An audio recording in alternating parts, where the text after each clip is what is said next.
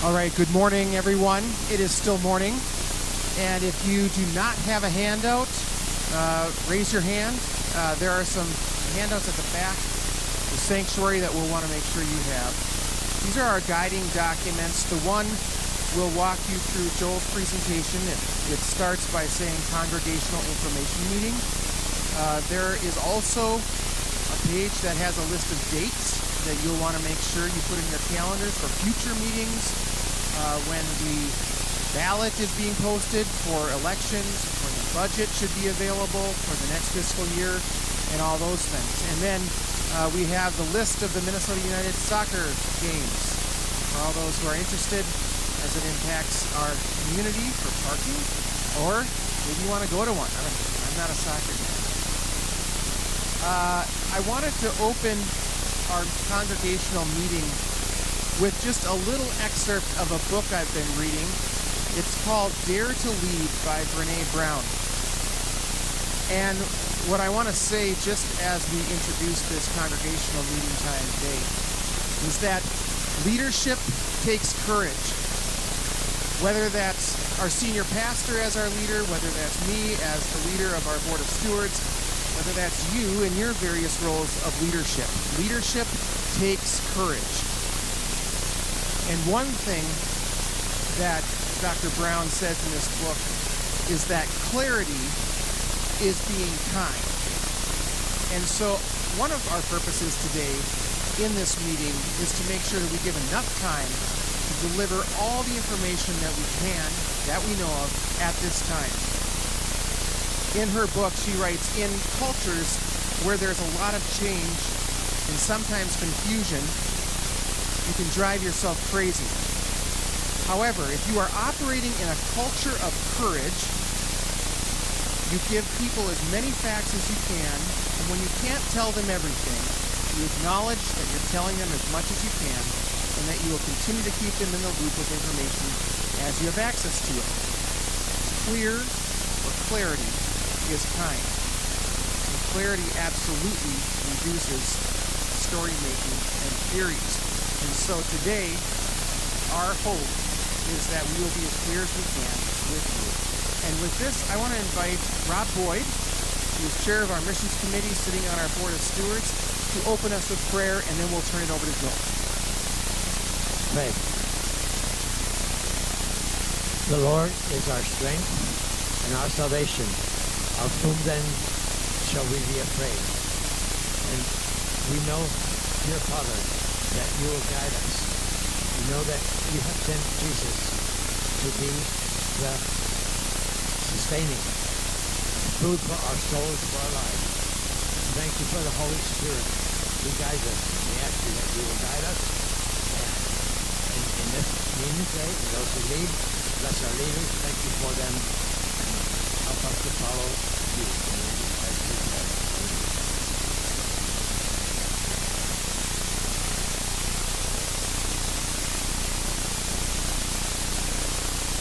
A couple of instructions about how we're going to work through this. As Kirby said, the goal here today is to give you as much information as we possibly can. As things are progressing, as things are moving forward, we want to make sure that everyone feels comfortable with the information that you have. I think we really are laying out most everything that we know as best as we possibly can. And so what I'm going to do is I'm going to walk through, taking you through the all that's going on that we know about around us. And you've got a sheet that looks like this. It says Congregational Information Meeting. Here's what we're going to do. I'm going to ask if you would please to let me just walk through all of the information. There's going to be a Q&A time at the end of the time. So if you would just, this is kind of the outline of my presentation. If you will just follow along, if you have questions that or things that aren't clear, write them down. Hopefully there's enough pencils scattered around in the backs of the chairs. If you don't find one near you, ask someone somewhere else to throw one at you or to you. And we're just going to walk through this information together, and then at the end we're going to have time for Q&A. I recognize that some of you parked in the spruce tree lot, so we're aiming to be done at 12:45. My presentation will take about 30 minutes or so, and then after that we'll have good 30 minutes for questions. As Kirby said, there are more meetings to come, so there will be more opportunity as you filter through this to ask questions. Also, the next 2 Sundays after church, I'm going to go hang out in the cafe. I'm just going to sit at the table in the cafe, and if you have questions, comments, please come and talk with me. You can also talk with the board, talk with the Property Development Committee. I'm going to be introducing them here in just a second. So that is for you to follow along. Just real quick, you've got the Minnesota United schedule. We wanted everyone to have one. You can pin this up on the wall of your bedroom if you want to, or put it in your mirror, wherever you want to put it. We've highlighted the 4 games that directly impact all church events. So April 28th at 12:30 is a Sunday game coming up. So that's a Sunday morning 12:30 game. We're not entirely sure how it's all going to go. And part of figuring out how it's all going to go is have it go and see what happens. So we'll be observing and helping. It might be a good idea to come to the 9 o'clock service on that day. Those of you who haven't checked it out, come and join us for that service. Then September 29th, there is a Sunday, that's a night game. We have a refresh prayer service for that night, so we'll figure out what to do with that. And then there's a couple of Wednesday games, one in April, one in September, that directly impact our Wednesday night. So we want you to be aware of this. This is a season of learning as we discover how the traffic patterns and parking and how that all plays out for us. So we'll be figuring that out as we go through. Okay, so what I want to do now is turn our attention to the presentation that I have, and I'm going to move over this way so I can reference things that are up on the screen. If you've been around here for the last couple of years, you've heard us talking about our desire to be a community of faithful presence. Jonathan, I'm not getting any movement here. Keep clicking. Anything? That didn't work. Give it just a second. Okay, good. Thank you. We talk about being a community of faithful presence. Faithful to our calling as ambassadors of God's kingdom. Present as a presence of Christ in this neighborhood, in this city, and in this world. It seems to me that if you're going to be a community of faithful presence, you have to be present. And so we're thinking a lot about our geography and things that are changing around us and what that means for us. Let me again put this up. You have seen this before if you have been to any of these kinds of meetings over the last couple of years. You put a map of the Twin Cities up, you put a circle around it, and you throw a dart and you hit bullseye. What do you hit? You hit us. You hit Central Baptist Church. We're in the center. We're in the center of the Twin Cities. And so we've been asking ourselves over these last couple of years, what could God do through a community of faithful presence right at the heart of the Twin Cities? And what is God doing to prepare us for the next season of life here in the Midway? What is God doing to prepare us for what is coming? And what is coming is now what is. It's not just what is coming with the stadium anymore. There was an official press release this week. The stadium is done. They've turned the keys over. Mortensen has turned the keys over to Minnesota United. So it is done. What we'll see over the next couple of weeks is clearing snow and getting the street ready, shields to go across, all that work so that in 5 weeks, when the first game comes and the crowds are coming, the stadium will be ready. But we've also been talking about the fact that the development's not just going to be at the stadium. The development is going to spill out around the stadium, and we certainly are seeing that bearing out. So if we're going to be a community of faithful presence, we have to be present. we have to be here, and we've talked and we've prayed about what our role is here. We have talked about thinking through what is our physical presence in the city. We are about people's souls. We're about people's lives. We are fully aware that the church is not the building, right? But we gather in this place. We do ministry in this place. We do ministry through this place. And we believe God has put us in this place 106 years ago now. And that he's not done with us in this place. And so that means we have to ask ourselves, well, what is our purpose for being here? What is our purpose now for being here as we look to the future? We've been talking a lot over these last couple of years about the fact that our location is not ours. This location is to be stewarded for the kingdom of God, for the work and the purpose of God, as God works in people's lives. And so we've been asking ourselves, how should this shape the way that we envision our site plan, our physical presence, our buildings, our land, our territory?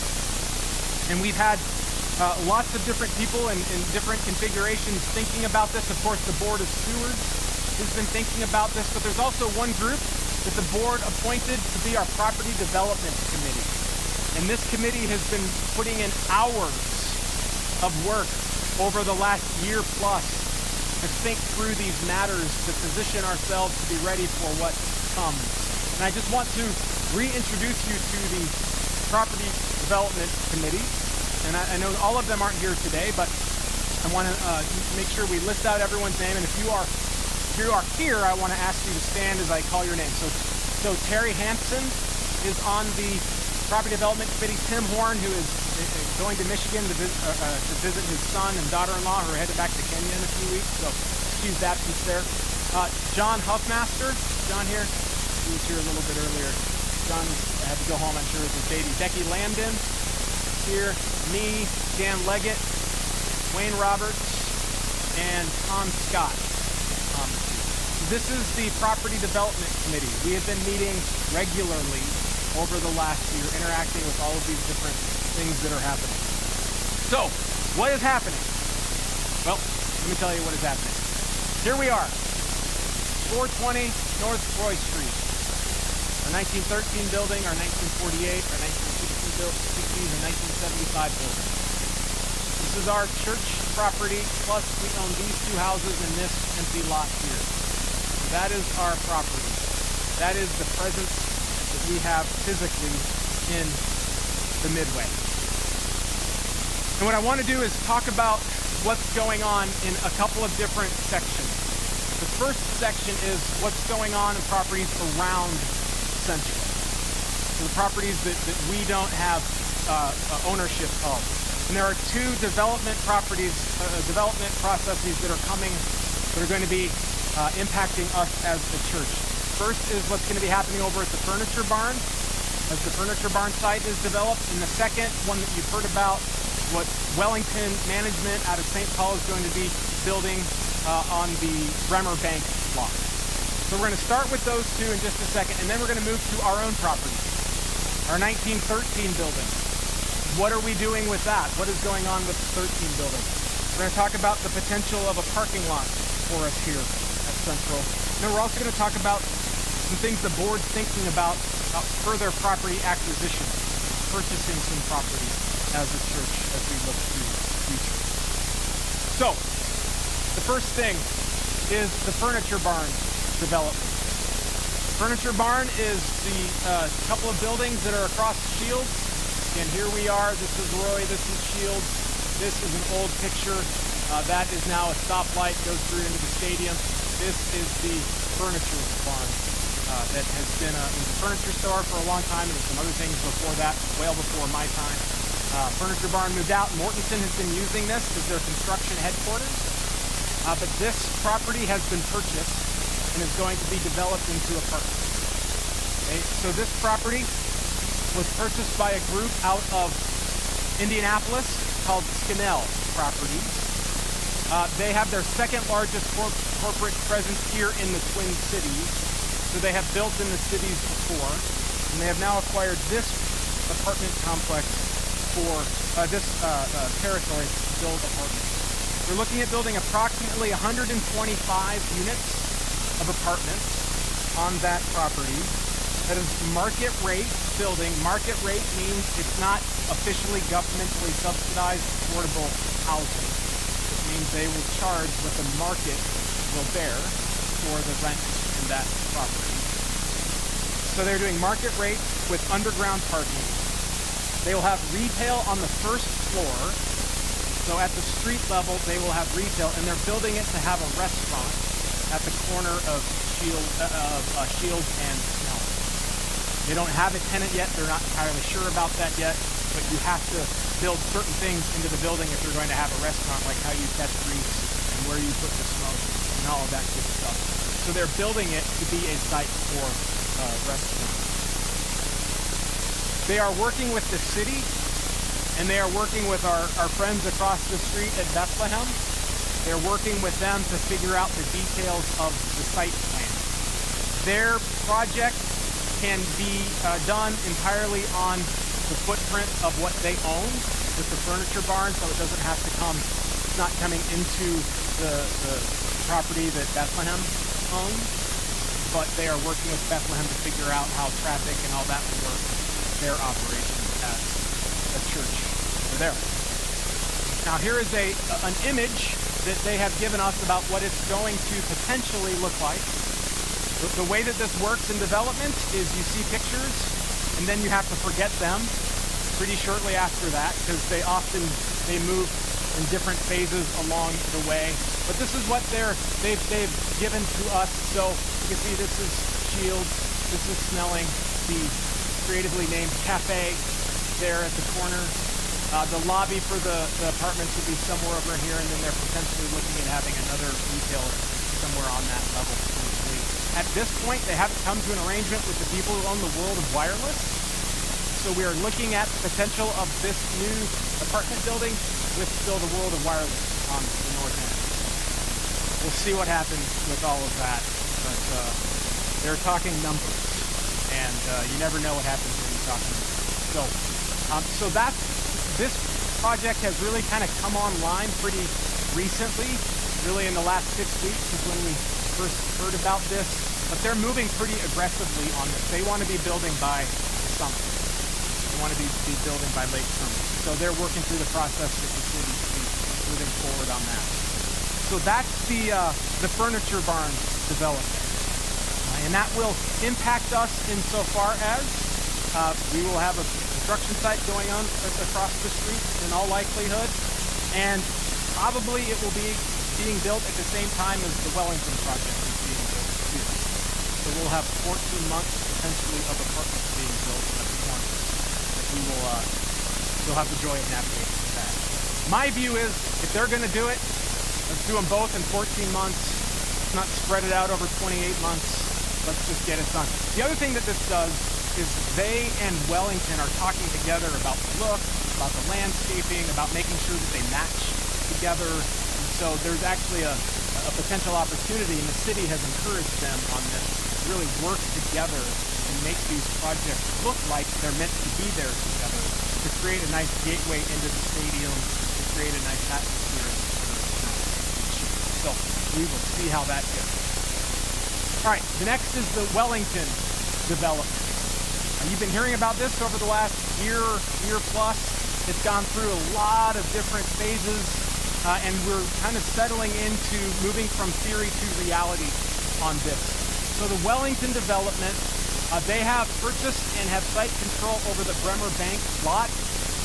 We've also been talking about the fact that Wellington has been looking to get the MnDOT lot and wanting to combine these lots for a large apartment complex. At this point in time, they and MnDOT are quite a ways away from one another on what that property is worth. And MnDOT is going to be doing a public process where they will make this land available. Wellington is still going to pursue it, and so they would like eventually to have both of these lots. But what they're doing is they're moving forward in the near term with the Bremer Bank lot project. They're just going to be starting on that project. They're building that project in order to be able to connect to a project down the line that will be phase 2 on the MnDOT So what we're looking at for the Wellington development on the Bremer Bank site, 156 units of market rate apartments with 2 levels of underground parking. They're going to be digging down, and there's going to be a big, big hole on the other side of the alley. And as we're talking this through, we're in the process right now. I'll tell you a little bit more about this in a minute, negotiating, making sure that their project doesn't adversely affect us in terms of building structure. When you start taking all that dirt out, we've been here a long time. There's a lot of pressure down there. They don't want our dirt to start to spill out and us to lose parts of our building or our basement. So they are working on their plans and making sure that all that is good. They've got the structural engineers working on that, how they're going to dry tile, and how they're going to do all that good stuff. So we're talking with them about all of that. They're also going to have retail on the first floor. They know they're going to have a Bremer Bank, a smaller kind of a walk-in lobby with a drive-through. They've also been working with Walgreens. This hasn't changed. These are the 2 tenants that they've been looking at over the last year or so as they've been thinking about this project. Now, I'm going to show you a picture of this one. This one is further advanced than the Scannell one. So this one you don't have to entirely forget. But things can change as we go through time. But this is where they are in their plans. So this is what they're looking at, the project looking like. So we are on, this is Snelling. We're across the street looking northwest. So this is the Bremer Bank lobby. This is the drive-through that Bremer Bank will have. Apartment lobby, and this over here potentially is where Walgreens would be, or perhaps another tenant that would be there to be seen. Now, one thing I want to point out is that the grading here is not to scale. Right? They have kind of drawn it in a way for the prettiness of the pictures, but there's a wall here. There's that retaining wall on this side of the Bremer Bank. They're working with all of that. Eventually, what they will do if they do get this MnDOT lot is they'll level that out. Another shot from, now we're standing across Snelling at Shields, looking back across, we can see us there, just poking out the nice building. So again, another image of what the apartment looks like. Here's a shot that they provided for us with their drone. They have 2 drone people who work for them, who do their drone, they're looking for drone work, and that's when I call up Wellington. But here we are. And here's their apartment building. Now, a couple things that to point out.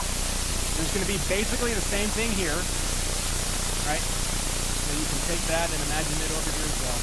And we could very well be looking at this extending down to the MnDOT. We'll have lots of apartments right alongside us. Now, this process, or this project, necessitates that the alley between us and Bremer gets narrowed by 6 feet. In order for them to be able to do the project as they desire it, with the setbacks that the city asks for, what the city wants is with this new project, with the soccer stadium, they want to make Snelling and Shields more walking friendly, more pedestrian friendly. And so they've asked for quite a number of feet of setbacks from the street. So the apartments shift in off of Snelling, which means to get the units that Wellington wants, they have to shift in and come into the alley. So the alley back there goes from 20 feet wide to 14 feet wide in this plan. Got some pictures about what this might look like. So here's a picture now of the backside of the project. Here we are, just on these stilts. This is how they're going to do their first floor retail, and then there will be cars that come in here. And there's potentially a drive-through for Walgreens here, and then you go around the corner and around over there, and that's where the drive-through is for Bremer. You have 2 different drive-throughs, one for Walgreens, one for Bremer. This is their entrance in and out for their underground center. And then there is parking, I can't remember how many units, somewhere in the 15 range of parking here that would be for the retail. Now, getting a closer look, You see that this alley, which is 20 feet, will become 14.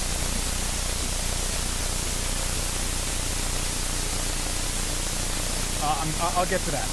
Yes, they are. They are. So, a couple things. One, we have to sign off on this for this to happen. They can't do this without us saying yes. Sure. This would go through what is called an alley vacation process. Alley vacation is when you take a public land and you make it private. So right now that alley is public. This would move it to be a private alley, and Wellington would own 10 feet and we would own 10 feet. So you basically split the alley in half, and each of the adjacent landowners will own 10 feet of the alley. That has to go through the city council, so there's a process involved with that, and we're in conversations with Wellington about that process. The alley would be one way, north to south, so coming in off of Shields, going south, we'll just go back to here, so you can access the alley going in this way, so it'll be a one-way north-south, and that will extend to the MnDOT property line. And then at that point, it goes back to two-way, and it's not vacated, and it's still the public land. Okay? So were we to agree to this, then what we're saying is we're cool with our alley being shrunk 6 feet, and we're cool with a one-way alley coming off the Shields going south down the alley. I'm going to talk more about this in a couple of minutes, so hold off on whatever thoughts you might have right now. I'm going to tell you a little bit more about how this fits into the larger site plan project at the property. Okay? So, get back to this in a second. So we must sign off on this alley vacation. Timeline. Wellington are wanting to have their plans to the city in April in order to have permits approved by June in order to begin construction this summer.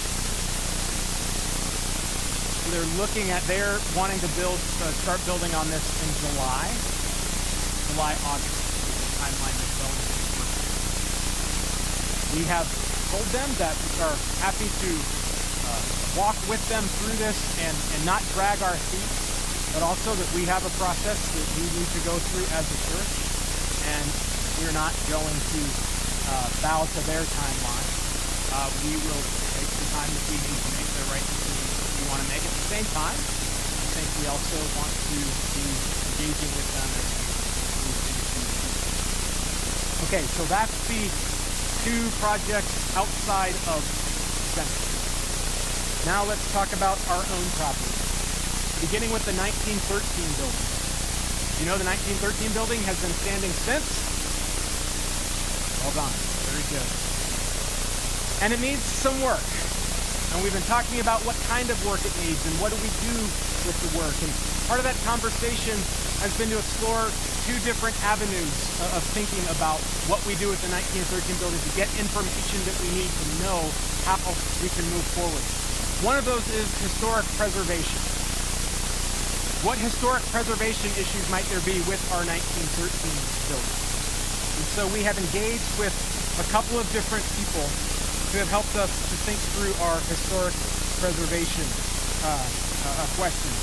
One is we're in the District Council of Union Park, and Union Park District Council has called the Land Use Committee, and this is the committee through which requests at the local level go about how development and what gets developed. They don't have official authority, but if you want to do a development and you have Union Park District Council, they write letters to the city to approve things. So it's good to be in conversation with them. We've been in conversation with them in Wellington all along the way over these past few months. But I had a breakfast with them and had a very specific conversation about our 1913 building. And the co-chairs of Union Park are a woman named Amy Gage, who works at St. Thomas, and a lawyer named Dean Nelson. We also brought a woman named Laurel Fritz in. She works for a group called PBN, which is a preservation, restoration consultant. So they do historical preservation and redevelopment consultants. People like us who have an old building, say we want to redevelop that old building, they'll help us think that through. So we brought both of these in. We've had conversations with them. And here's what we've been told. We've been told that we will likely face resistance to tearing down the 1913 building. That in the place where we are right now, and given what the building is, that we would likely face challenges where we want to tear down and rebuild the 1913. And there's a couple reasons why that is. We asked both groups, what is the significance of this building architecturally? And one came back saying it's very significant architecturally. The other came back saying it's kind of significant architecturally, but it's significant enough that if you were to tear it down, you probably would have people who are going to try to stop that process. And what makes it significant? Well, prairie-style church, particular kind of architectural style, and it's from the Frank Lloyd Wright prairie-style architect. Frank Lloyd Wright had nothing to do with our building, so it's not like that, but the person who did build our building was a person who studied Frank Lloyd Wright and built our building in that style. Prairie-style churches are rare, and they were rare in the first place, and they're even rarer still how many exist.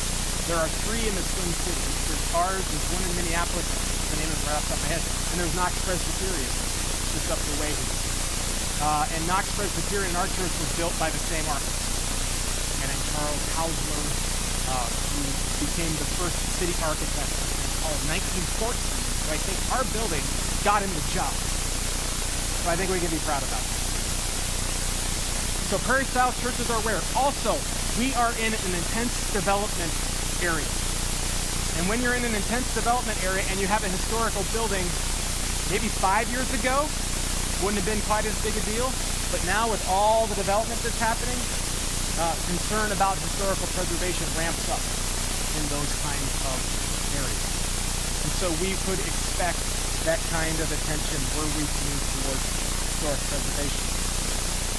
We also have brought in a structural engineer to take a look at the 1913 building. We brought in a man named Eric McElrath from a group called Matson McDonald Young, and he came and he did a couple of hours walking around. Now, his analysis isn't the kind of thing that you can then take and then start building based on it. It's a by sight without doing a lot of the digging that you need to do. But we've done a little bit of digging afterwards. Doug Carlson has been poking around the walls, cutting out holes in the walls, looking at joints, looking at all kinds of things. What we've heard from Eric is that our building is structurally sound, that it could be refurbished, it could be gutted with the shell remaining, and it would withstand that kind of a process, and we could take everything out that's inside and we could redo it. Now, again, we'd want more structural engineering work before we actually started to do a process like that, but he said that he thinks in his initial look that it is structurally viable to do a refurbishment process. So, what are our next steps on the 1913 building? One is we're continuing conversations with this group, CBN, around should we be pursuing some kind of historical designation? There are things you get with historical designation. There are tax breaks for people who would invest in a project in historical preservation. There's also things you lose, like control over a lot of what happens in that, right? You open yourself up to a lot of federal eyes on the building. And when you go for federal historical designation, you have to return it as closely as you can to its original form. So that would be a big project, be an expensive project, and we've got to figure out if that's a viable option for us. So we're talking with people about that. We're also using PBN will get us connected to thinking about what are some of the possible redevelopments we can do. We've been brainstorming some ideas of what it would be, from a gym to an event center to who knows what. Thinking about what that space can be, not just for us, but for the Midway, for the community. When we did that consultant work last summer, One of the things that came back loud and clear is that people in the midway see that there is a lack of third space. There is a lack of spaces where people can go and hold events, where people can go and do things. And I had a meeting just a week and a half ago with Mitra Nelson, who's our city councilwoman. And Mitra, we were talking about this, and she affirmed that 100%. She said if you guys had an event center kind of a thing, I think that could get lots of things done. So we're looking at ways we might do this where we can have access to it, where we can have shared use with others, but make it something that is an amenity to our area, an amenity to the Midway. It helps in this fabric as it's being rewoven. It helps as a part of that fabric. What redevelopment partnerships might there be for us out there? Who do we need to be talking to who might have an idea of what could happen to that building and might have an investment they want to make in that building? It's shared use kind of thing. Or we may have to decide at some point, we're not there yet, I'm not asking you to give too much thought to this yet, but it may be at some point we have to ask the question, would we be willing to sell that building to someone who would redevelop it? Again, I don't want you don't have to think about that too much at this point in time. We're not there yet, but I'm just flagging potential conversations down the line. Okay? All right, moving forward. What about the fire marshal? We're not quite sure what the fire marshal is going to say when the fire marshal shows up next. We've been doing some work to mitigate some of the issues. We have a plan for moving most of our uses out of the 1913 building and into the other parts of the building. We're hopeful that when we show those things to the fire marshal, he'll give us some more time in the 1913 building. We don't know that until the fire marshal. See how that is. All right, parking lot. We can talk about a parking lot for a long time around here. The more it snows, the more we need a parking lot, it seems to me. So think about a parking lot. We own these two houses in this empty lot. And it's been in the mind of the church in the past to put a parking lot in this place. And so we've been re-examining those ideas and rethinking those ideas. And we've been working in a conversation with Wellington. And in this arrangement with Wellington, what we are working through in conversation with them is for us to vacate the alley. Remember, give 6 feet of alley away, to agree to that. We'll trade alley vacation for Wellington building us parking. That's the conversation that we've been having. The Property Development Committee has been having this. The board has been having this conversation. It would be our lot for our use.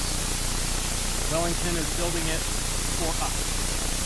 So it would be ours for our use, for our own parking, for game day parking, potentially, to get some revenue streams coming off of the parking lot. We're thinking through what that would look like. So it's a parking lot that would be ours for our use. I'm going to put another picture up. Okay? What's the rule about putting pictures up? Don't lock in. But here's what we're looking at. In this, they're doing more work on this. They're kind of fine-tuning how traffic flow will work. And I've had a couple meetings the last couple of weeks around parking lot issues. But what we're looking at is here. So this is the one-way alley, 14 feet. It's vacated to this line, the Bremer line. Then it goes back to two-way. And then we have a parking lot here that would enter off the alley as well as enter off of Roy.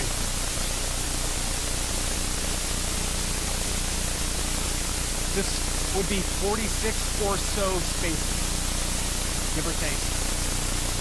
46 or so spaces. Projected cost that Wellington is looking at is $250,000 for this project, which includes removal of the houses, filling in that space, as well as then building parking, and also lighting, landscape, striping, all the stuff that we need in order to have this parking lot. And we're talking with them about how we mitigate light pollution for our neighbors, about how we landscape it in a way that there are shields, barriers, landscape barriers on Roy Street as well as on the southern line. So we're talking with them. We are fully aware of impacts of the parking lot on a street. So we're talking about how to mitigate the negative effects We've been in conversations with our neighbors. This has been presented at Union Park District Council meetings, this idea. It will be presented again. We've been in contact with a man named David Rasmussen, who's the grid rep. He's the rep of our neighborhood. He talks to the neighbors. And what I have heard from David, what I have heard from the neighbors who have come to meetings, is that at this point, they're supportive of this idea. The amount of cars that we put on the street is a problem. A parking lot on a neighborhood street could cause some problems. We have to work to mitigate that.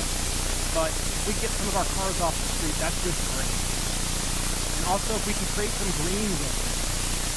We're talking about ways that you use, we'll go back to this. There's a little square here of how we can maybe create a little park, not a large park, but a little green space that would sit there and just add something to the neighborhood beyond a slab. We don't want to just put a slab in the middle of the neighborhood. We want this to be something that works well for the neighbors as well as, so we're pursuing that. We do have tenants who live in these houses. Those tenants have been informed that their leases will be up by May 31st. We wanted to give some time for them, not knowing exactly the timeline on this. We wanted to give them some knowledge of what was coming and let them know that we're thinking about this and moving forward.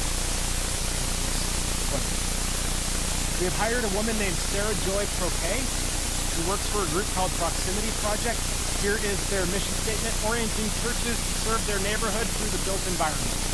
So what Sarah Joy does, her job is to talk with churches in urban environments and think about how you're physically present in the neighborhood and how your presence interacts with the neighborhood around you. And we've hired her in the near term. She's our negotiator with Wellington. She has property development experience herself.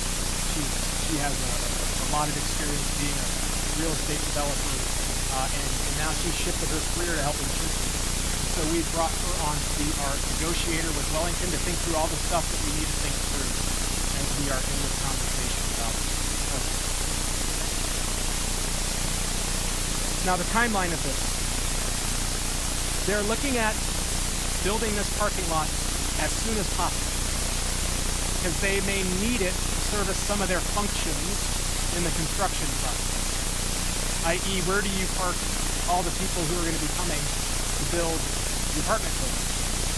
So we're working with them on a potential plan where they would put the parking lot in, not finish it with the top layer, so we would have a good usable parking lot.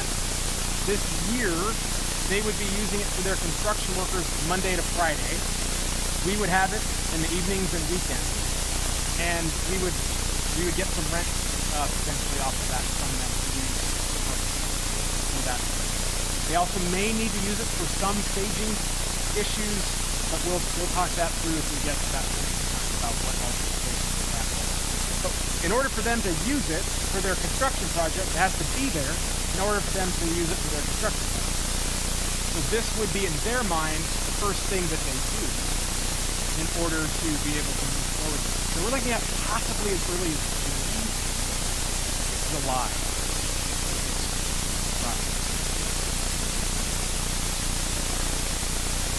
Okay, the next thing, just the last thing, is potential property acquisition. The board is considering proposing to the congregation that Central purchase the 3 houses on the south end of Roy Street. So we own 2 houses in an empty lot. There are 3 more houses on the block. And about these 3 houses. We have had conversations at one level or another through the Wellington process where all 3 have indicated a potential to sell. And so we're looking at re-engaging with them in that conversation to see if we could strike a deal to purchase these 3 houses. Now, why would we do that? Why would we purchase these 3 houses? There's a couple of reasons why. The first reason why is strategic site control. And the second reason why is affordable housing. I'll talk about these in that order. So, strategic site control. We are in a part of the city that's getting a lot of attention and a lot of property development that's happening. And we're already squeezed, and we're going to get more squeezed.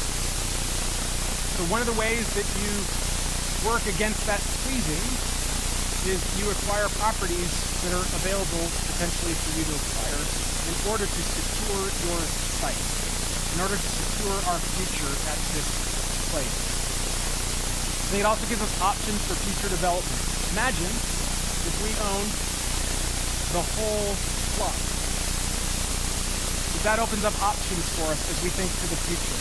We may not know what those options are right now. It may be 10 years from now, 15 years from now, 20 years from now before we know what those options might be. But this gives us options. As we talk to real estate developers, as we talk to property developers, as we talk to people who we've consulted with, continually they have said we should try to buy this house. That will give you a much bigger footprint, give you opportunities in the future as you think about your own property. The second thing is affordable housing. What would happen is in the near term, these would be rental properties. We would purchase these and they would be rental properties. We've been in conversation with a group called Urban Homeworks. Urban Homeworks is out of Minneapolis. What Urban Homeworks does is they buy houses and then they rent those as affordable housing. And so what we've been talking with Urban Homeworks about is a partnership where we would buy these houses and then Urban Homeworks would come in, fix them up, and then be the suppliers of renters at an affordable housing for renters to take possession of their houses. This is their mission. The mission of Urban Homeworks is to perpetuate the hope of Jesus Christ through innovative community development that produces equitable, dignified housing, strategic network of good neighbors, and the redemptive development of real estate. Urban Homeworks is a group that I've been connected with for a number of years through a variety of different avenues. Becky Landon serves on the board of Urban Homeworks, and so it's been a great connection with us. And I really love and appreciate what Urban Homeworks does. They're primarily in Minneapolis. They've been looking to come over to St. Paul, so we've been talking about a partnership where they could have 3 houses that they would be able to rent as affordable housing in the near term. And as I said, Urban Homeworks would manage those houses. They would do rent collection. They would arrange the payments. We wouldn't be in the landlord business. We would own the houses, but we wouldn't be managing the houses. They also they have a pipeline of renters who are in need of affordable housing connected to them. So they would be able to supply renters for the houses and operate those houses. We're working through the numbers regarding what this would look like as far as income off of the rent for these houses and how that would impact our thinking about a loan. As a church, we'd be looking at taking out a loan to purchase these houses. Ideally, obviously, we would love to have rental income that would offset our loan repayment. We're doing the math on that, working with the homeowners to talk that through a little bit more. So, where are we in this process? We've had discussions with the bank that we currently have a $145,000 outstanding loan with. We've been talking to them about renegotiating that loan and potentially rolling that into further loans for the purchase of these houses. And they've been very enthusiastic about working with us on that, very positive about that as a potential. We also, though, are working with other banks to try to compare terms. We want to talk to a number of different banks and see who can give us the best deal. Continuing our conversations with Urban Homeworks, and we also have been in discussion with a realtor regarding approaching the homeowners if and when we are ready to engage in that process. Okay, so some steps moving forward. Engage in negotiations with Wellington. We're continuing that conversation with Wellington. Continue our planning regarding the 1913 building. Work with the bank to determine the loans, approach the homeowners potentially regarding the possible purchase of the home. Now, these are things that you all will have to vote on when we get to the point where we are ready to vote. And here are the things that we will have you vote on that as the board has thought this through. These are the things that we think will come to the congregation. One is the congregation comfortable with us signing off on alley vacation? How do we feel about that? Would we be willing to do that? That impacts our property. That's a congregational decision. Will we agree to the terms on the parking lot? So as we get through that process and we bring those terms to you, you will be voting on agreeing to the terms on the parking lot. Is that the way that we want to go into the future? And then agreeing to a loan for the purchase of the homes on Roy Street, which was another thing that the congregation would vote on, whether for us to take out a loan, the congregation would give us go ahead on that or the no stop. So that's the process.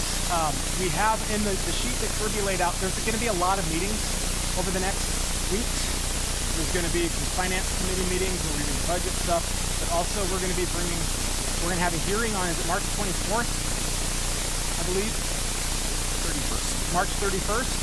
We're going to have a hearing where we'll talk more about this. You have some time to process through. And at the church, we'll have more time for dialogue on it.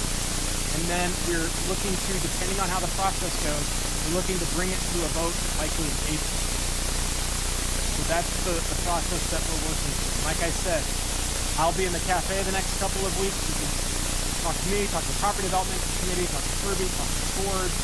We want to make sure that you have the opportunity to ask the questions that you want. So, speaking of that, I'm sure there are probably no questions whatsoever about any of this. I went a little longer than I thought I would. It's 12:30, so we've got, say, 15-20 minutes before people have to run off to the Spruce Tree lot. I'm happy to stay after that. I'll stay here as long as you need me to stay here, and we'll chat about that. So, Joel, before we run into the Q&A, and I want to let you know that we're going to take about 15 minutes for that. We have 2 microphones. We will run around and find you. You will need to speak into this microphone to ask your question. But before we get to that, I just want to comment on the sabbatical letter that went out this week that you all should have received. That calls for Joel to be on sabbatical June through August. And I just want to highlight that for the first 6 years here, we've really called on Joel to focus on his strengths. His strengths being people, preaching, prayer, and this last 24 months, there's been a new key that's been introduced, and that's been property. And how often do we say thank you? You know, we sit here for an hour and we hear Joel present. We think about all these questions we're going to ask. But we need to say thank you to Joel, to the Property Development Committee, and also my comrades on the Board of Stewards. And so, Joel, thank you. Property Development Committee members, thank you. This is amazing.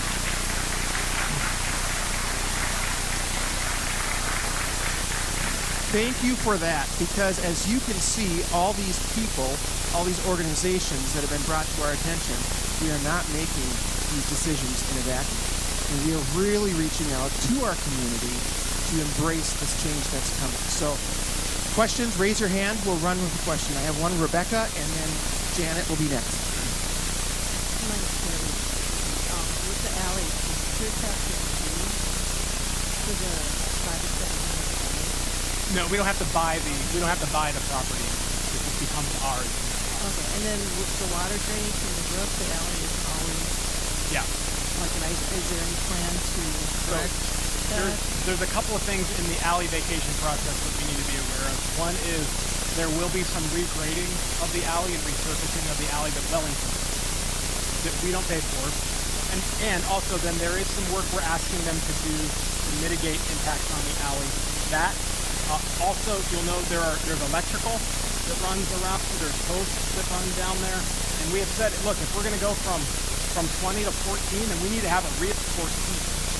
And those posts are kind of out in the alley.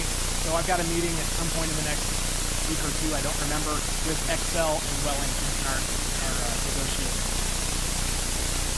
I don't have answers on that, but the condition of the alley is a concern if you're losing 6 feet of the work.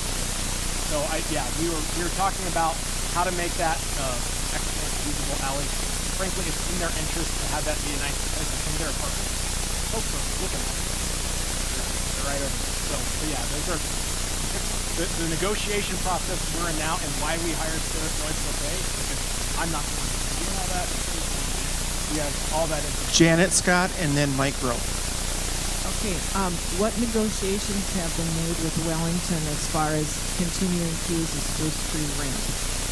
So, And will it stay there? Yeah, Wellington doesn't have any impact on that. We've been talking with the city and trying to get an answer of exactly what's going to happen. What we do know is that on game day, like this 12:30 Sunday, that's going to be for the game. That's going to be for the soccer stadium. I assume if you want to pay $30 or $40 to come and hear my sermon, you could probably park in there too. But one thing that I wish I had a solid answer on that I don't yet is the long-term prognosis of the Spruce Tree parking lot. We're working to get that answer. It's been a bit challenging to nail down. I don't have any indication that it's going to go away, but we want to really try to get that down because that obviously impacts how we think about all of this stuff. So we're working. Okay, my question regards to the visibility of our presence. Our visibility already is really poor, and with two big buildings, there's not going to be any visibility from the street. And I'm wondering, is there any way of including in the deliberation some kind of signage on one or both of these buildings? So that is a great question. I'm going to just zip back through here, try to get a picture of the 1913, the alley, the 1913 building. So let me just answer your question by saying this. We are losing visibility by this process. That's the way that, there's not a way around that. I think about it in a couple of ways. One, I've talked to lots of people who, and I've said, we're a church at Shields and Snelling. They say, oh, I didn't know you were there. They talk about Bethlehem because it looks like a church. Steeple and cross and everything. If you're driving down Snelling, it looks like a 1960s office complex. So people don't connect it with the church. So I think in that sense we need to be concerned about our visibility. But our visibility shifts now to Shields. And I think that's what we want to maximize is what that looks like here. How we sign over here. Whatever we do at the 1913 building, what signage do we have on there?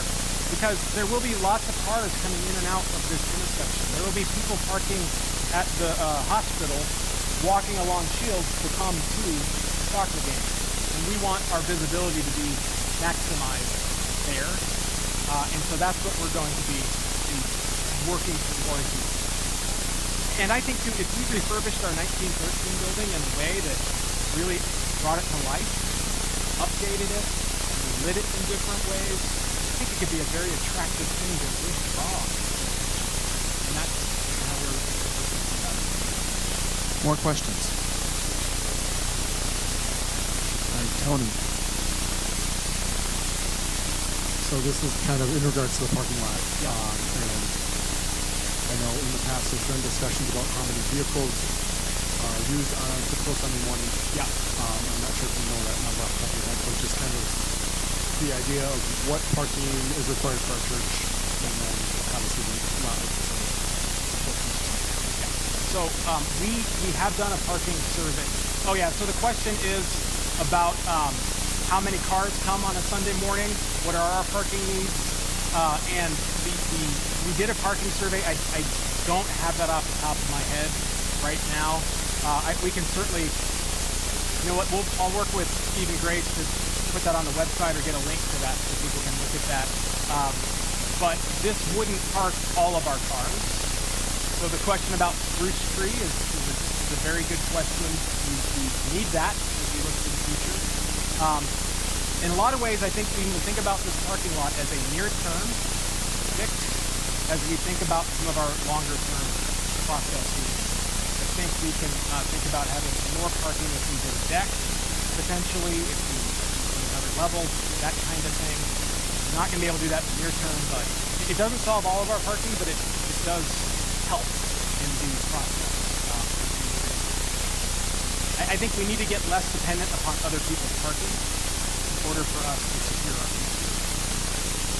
So a step in that direction ought to be final answer. One thing I recognize is that what Joel shared this morning is kind of like a fire hose again. A lot of information, images, which are cool, but we're supposed to forget about that for the most part. But I'm a process person. And so what I would really encourage you to do is to think about this, to write down your questions, to give them to Joel or to me, meet him in the cafe and coming Sundays, but understanding that you might think of something as you leave here or throughout the week, as you come back next Sunday and encounter something. Please give us your questions. We really need anything else. Otherwise, I'm going to call on Catherine to close our time in prayer. Last call for questions. Thank you again for your attention today. Catherine. Please join me in prayer. Lord, we just are so grateful for your faithfulness to us over so many years here at Central. And as the board has, and all those who have served on the committees have been wrestling with all this new information that was thrown at us, literally moved into our backyard without any say from our congregation. It's very easy to become overwhelmed by all the decisions that are before us and the uncertainties. Honestly, we don't know much more now than we did almost 18 months ago. Answers are slowly coming. But God, you've been faithful to us for generations here at Central Baptist Church. For more than 100 years on this very corner. You've not called us to move. And so, Lord, we are answering the call to stay. Our hands are open and we are trusting you that you will lead us, that you will provide answers in your good time, so that you're in control, that no property development, no parking uncertainties, nothing else can move us from this place unless it's you who chooses to move us. Thank you for this family of people here at Central. Thank you for their love for you, their love for the church, their love for our neighbors. We pray that we're able to be a good neighbor, Lord, as we wrestle with these difficult decisions ahead. Pray for Joel and all the other leaders as we continue to seek answers, to make decisions, to faithfully bring information as best we can to the congregation so that together we can understand how we want to move forward as a Central Baptist family. Lord, thanks for this time. I pray for safety as we go. We trust all these things to your hands and your care, and know that you are a good, good God, and that you have wonderful plans for us. And we are here to be faithful and to serve you. And it's with great love and affection that we pray in Jesus' name. Amen. Thank you, everyone. Thank you. I have one announcement. St. Paul has issued a parking restriction for the month of March, and it is on the church side, the even side of the road. So as you could tell when you came here this morning, it was like threading a needle getting down Royal Shields. So keep that in mind as you leave and as you come back next week. It is on the church side of the road. There's a parking restriction, no parking the month of March. And with that, thanks.